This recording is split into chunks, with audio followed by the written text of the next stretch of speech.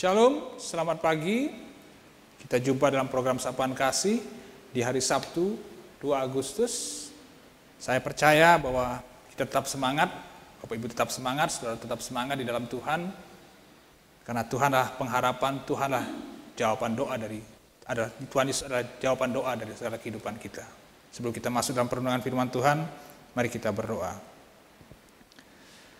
Bapa di surga, Tuhan Yesus Kristus, terima kasih buat hari yang indah ini, di pagi hari ini Tuhan. Kami bersyukur, kami boleh menerima berkat-Mu. Dan di pagi hari ini Tuhan, kami telah siap dengan firman-Mu. Berkati kami Tuhan, dimanapun kami berada, sehingga kami boleh menerima segala sesuatu yang Kau berikan dalam kehidupan kami, melalui firman dan kebenaran firman-Mu Tuhan. Biar itu menjadi kekuatan, menjadi suluh dalam kehidupan kami, menjadi pelita dan terang di saat kami melangkah menjalani kehidupan kami. Berkati hamba-Mu yang menyampaikan firman-Mu Tuhan. Dan biarlah Roh Kudus juga menolong kami semua, dan hikmat Tuhan juga menolong kami semua untuk kami boleh mengerti. Terima kasih Bapa di surga, terima kasih Tuhan Yesus Kristus. Di dalam nama-Mu kami berdoa dan mengucapkan syukur. Haleluya, amin. Bacaan firman Tuhan terambil dalam Zakaria 7 ayat yang ke-10. Janganlah merancang kejahatan dalam hatimu terhadap masing-masing. Dan 1 Petrus 3:8, hendaklah kamu semua setia, seia sekata, seperasaan, mengasihi saudara-saudara, penyayang dan rendah hati.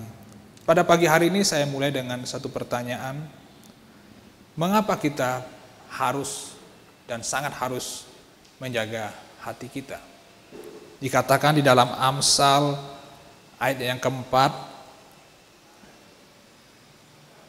yang pasal 4 ayat ke-24, dikatakan bahwa jagalah hatimu dengan segala kewaspadaan, karena dari situlah terpancar kehidupan.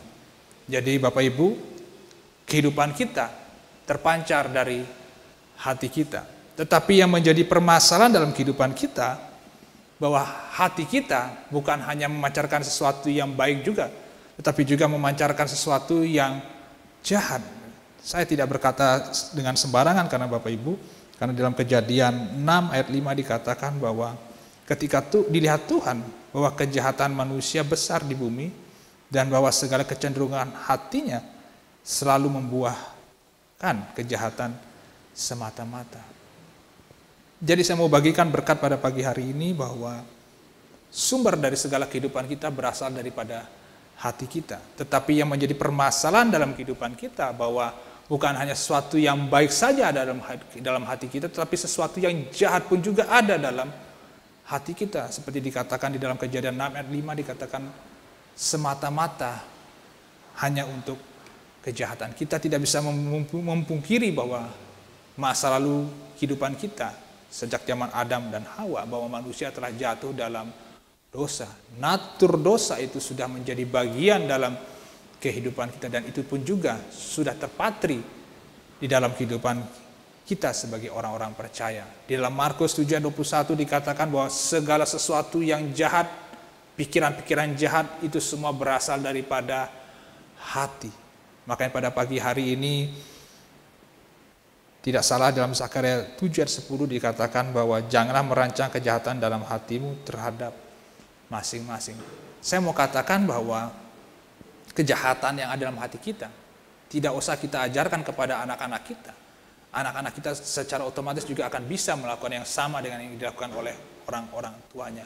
Dan itu akan terjadi terus menerus sampai di hari ini. Yang kita perlu pada pagi hari ini, bagaimana kita harus bisa menjaga hati kita tetap di dalam yang baik. Yang sekarang menjadi masalah bahwa lebih banyak orang jatuh di dalam kejahatan-kejahatan hatinya. Dan melalui firman Tuhan pada pagi hari ini, melalui perenungan firman Tuhan pada pagi hari ini, Tuhan mau mengajarkan kita. Tuhan mau mengajak kita untuk kita tinggal di dalam hati yang sudah Tuhan berikan dalam kehidupan kita, yaitu hati yang baik. Jadi pertama, apa yang harus kita lakukan? Tentu segala sesuatu yang jahat, segala sesuatu yang baik itu sudah kita miliki. Tetapi yang menjadi masalah sekarang, kita sebagai orang-orang percaya, di mana posisi kita? Apakah kita di dalam kondisi hati yang baik atau di dalam kondisi hati yang jahat? Jikalau di saat ini saya berada di dalam kondisi yang hati yang jahat, maka harus kita mengambil keputusan untuk kita berpindah kepada hati yang baik. Artinya hati yang baik adalah hati yang mau menerima, hati yang mau merenungkan. Kalau kita katakan bahwa firman Tuhan itu adalah baik dan benar, dan kalau kita katakan hati kita yang baik, kita juga pun harus juga menerima yang baik, yaitu firman Tuhan. Makanya di dalam katakan di dalam perjanjian lama, pada saat kamu duduk makan, renungkanlah firman Tuhan. Jikalau kau duduk bersama anak-anakmu setiap saat, renungkanlah setiap firman Tuhan. Jadi hari-hari kita harus isi dengan firman Tuhan. Karena firman Tuhan itu adalah sumber dari kebenaran dan juga petunjuk hidup dalam kita menjalani dalam kehidupan kita hari lepas hari. Lalu kedua, di dalam Mazmur dikatakan, dalam hatiku aku menyimpan janjimu supaya aku jangan berdosa terhadap engkau. Jadi hal-hal yang mungkin kita lihat ini sederhana, tetapi banyak orang yang tidak melakukannya. Dan pada pagi hari ini, melalui firman Tuhan, Tuhan mau mengingatkan kita harus mengambil pilihan. Apakah saya mau hidup bersama Tuhan? Apakah saya mau hidup dengan keinginan saya? Kalau berbicara keinginan saya, sudah pasti hal-hal yang jahat, sudah pasti hal-hal yang tidak berkenan kepada Tuhan yang akan sering kita lakukan. Karena natur kita dari awal adalah orang-orang yang berdosa. Jadi itu pertama Bapak Ibu, membaca dan merenungkan firman Tuhan. Karena firman Tuhan juga seperti cermin yang bisa melihat kondisi hati kita dan membantu kita melihat dosa-dosa yang tersembunyi dan memberikan panduan untuk hidup yang berkenan kepada Tuhan. Kalau kita habis mandi mau ke gereja atau mau pergi ke pekerja atau mau pergi ke sekolah, kita perlu cermin untuk kita memakai baju, lalu untuk menyisir. Kalau ibu-ibu menggunakan lipstik, bedak, ataupun apapun yang akan digunakan pada saat kita untuk pergi ke tempat kerja, ke gereja ataupun sekolah. Kalau tidak ada cermin, sudah otomatis kita tidak bisa menyisir rambut kita dengan benar. Ibu-ibu pasti tidak akan bisa pakai lipstik dengan benar. Memakai bedak juga tidak benar. Atau memakai baju juga tidak, mungkin kancingnya akan tidak pada tempatnya, tidak sesuai dengan apa yang di lubang kancing itu, mungkin agak ada yang naik, ada apa yang turun. Karena kita tidak bisa melihat bayangan kita. Nah, itu dikatakan bahwa firman Tuhan itu seperti cermin. Jadi pada saat kita membaca firman Tuhan, Tuhan menunjukkan jati diri kita yang sesungguhnya, bahwa orang-orang yang berdosa, orang-orang yang penuh dengan kelemahan, Tuhan menunjukkan segala isi hati kita, segala sesuatu yang tidak berkenan kepada Dia, Dia nyatakan melalui firman Tuhan, yaitu dengan kita bercermin, melihat dari firman Tuhan. Lalu yang kedua, yang sering-sering, kadang orang sering lupa, berdoa. Dikatakan bahwa doa itu adalah nafas hidup orang-orang percaya. Hari lepas hari, kita harus tetap setia di dalam doa-doa. Karena kenapa saya katakan begitu Bapak Ibu? Yesus sebagai Tuhan, Dia terus setiap pagi kalau Bapak Ibu baca, Dia menyempatkan waktu berdoa kepada Bapanya. Dan Tuhan mau juga kita sebagai orang-orang percaya, bahwa kita terus berdoa. Berdoa supaya kita bisa berdiri di tempat yang benar. Berdoa adalah komunikasi kita agar kita membutuhkan Tuhan. Bahwa kita tidak mampu melakukan itu semua sendiri tanpa pertolongan Tuhan. Bukan hanya sekedar membaca firman Tuhan, tetapi kita juga barengi dengan doa. Karena doa itu adalah bentuk komunikasi kita kepada Tuhan. Bahwa saya tidak mampu Tuhan melakukan ini sendiri tanpa pertolongan Engkau. Jadi ini hal yang sederhana yang saya bagikan pada pagi hari ini, tetapi sering hal-hal yang seperti saya katakan tidak pernah, bahkan jarang dilakukan dalam kehidupan kita sebagai orang-orang percaya. Kita lebih percaya, kita lebih senang mengikuti apa yang menjadi kata hati kita. Saya berani katakan apa yang tercetus dalam hati kita belum tentu berkenan di hadapan Tuhan. Dan realitas sering terjadi, segala sesuatu yang kita inginkan pasti sering tidak berjalan sesuai dengan kehendak kita dan tidak sesuai dengan kehendak Tuhan Yesus Kristus. Ini realita yang terjadi dalam kehidupan kita hari lepas hari. Makanya Tuhan katakan, janganlah merancang kejahatan dalam hatimu. Dan jikalau itu sudah terjadi dalam kehidupan kita, kita berserah, kita berpadanan dengan Tuhan, maka yang dikatakan dalam 1 Petrus ayat 38, itu akan terjadi, di mana kita bisa seia sekata, seperasaan, mengasihi saudara-saudara kita, penyayang dan rendah hati. Di dalam keluarga, hubungan antara suami dengan istri, hubungan orang tua dengan anak, di dalam gereja, jemaat dengan jemaat, hamba Tuhan, pendeta dengan jemaat, bahkan pendeta dengan pendeta, dalam pekerjaan, atasan dengan bawahan. Jikalau salah satu tidak di dalam Tuhan, tidak mengandalkan Tuhan, berserah hatinya kepada Tuhan, perkara-perkara itu tidak akan pernah terjadi yang ditulis di dalam 1 Petrus ayat 3, ayat 8 ini. Yang ada adalah pertentangan, perselisihan, pertengkaran, dan kehancuran.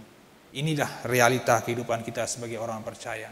Dan pagi hari ini, melalui firman Tuhan, kita diajak untuk memilih, mengambil keputusan, hidup di dalam Tuhan bersama Dia, melalui firman-Nya, dan tekun di dalam doa. Tuhan Yesus memberkati, responi firman Tuhan, kita pujikan, jadikan kami satu.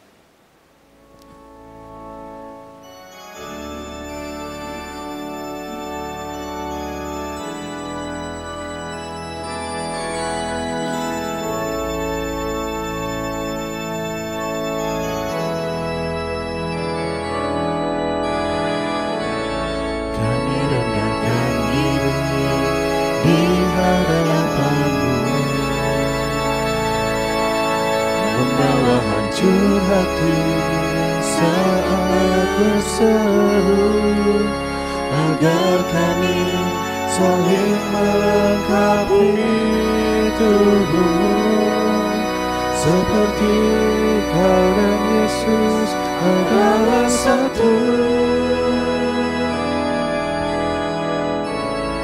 Kami rendahkan diri di hadapan-Mu, membawa hancur hati saat berseru, agar kami saling melengkapi tubuh, seperti Kau dan Yesus adalah satu. Jadikan kami satu, seperti kerinduan-Mu, agar dunia tahu bukti nyata dari kasih-Mu. Sebelum kami pergi memberitakan kasih-Mu, dari kami lebih dulu, jadikan kami satu. Terima kasih Tuhan, terima kasih Tuhan Yesus Kristus untuk firman-Mu di pagi hari ini Tuhan. Engkau memberi kami kekuatan Tuhan untuk kami mengambil keputusan bahwa kami mau hidup di dalam kebenaran firman-Mu Tuhan. Kami mau setia di dalam doa-doa kami Tuhan. Karena itulah merupakan kekuatan kami Tuhan, jalan keselamatan kami. Terima kasih Tuhan buat segala sesuatu yang boleh kami terima di pagi hari ini. Dan juga hamba-Mu mau berdoa untuk segala pergumulan yang ada Tuhan. Tentu banyak perkara-perkara yang dihadapi oleh anak-anak-Mu Tuhan. Sebelum mereka meminta, sebelum hamba berdoa Tuhan, Tuhan telah tahu. Tapi kami mau menyatakan di dalam doa ini Tuhan, dengan mulut dan hati dan pikiran kami. Kami berdoa Tuhan, agar keselamatan itu, kesembuhan-kesembuhan terjadi bagi mereka yang mengalami kelemahan tubuh. Karena kami percaya bahwa Tuhan terus bekerja sampai hari ini. Engkau angkat segala kelemahan kami, Engkau pulihkan segala kelemahan kami. Dan juga kami berdoa di dalam nama Tuhan Yesus Kristus. Banyak perkara-perkara Tuhan, di setiap anak-anak-Mu Tuhan. Baik secara pribadi, hubungan mereka dengan Engkau Tuhan, Biarlah Engkau memberkati. Biarlah Engkau mengajarkan mereka Tuhan, untuk mereka tetap setia. Seperti Engkau Allah yang setia, Tuhan yang setia dalam kehidupan kami. Berkati juga setiap anak-anak-Mu Tuhan, dalam setiap hubungan mereka, di dalam keluarga mereka, hubungan mereka di dalam setiap pelayanan mereka, di dalam jemaat-jemaat Tuhan. Tuhan Yesus memberkati. Hubungan di dalam setiap bersosial juga Tuhan Yesus memberkati. Engkau berfirman kepada kami, agar kami boleh menjadi terang, agar kami boleh menjadi garam Tuhan, dimanapun kami berada. Dan biarlah itu terjadi di dalam kehidupan kami pribadi lepas pribadi. Terima kasih Tuhan. Hamba-Mu mau menyerahkan segala aktivitas kehidupan anak-anak-Mu di hari ini Tuhan. Mulai dari pagi hari ini Tuhan, siang bahkan sampai nanti malam Tuhan. Biarlah Tuhan Yesus memberkati kami. Biarlah Tuhan Yesus menolong kami. Biarlah Tuhan Yesus memimpin kehidupan kami. Terima kasih Tuhan. Di dalam nama-Mu kami berdoa dan mengucapkan syukur. Tuhan Yesus. Haleluya. Amin. Tuhan Yesus memberkati.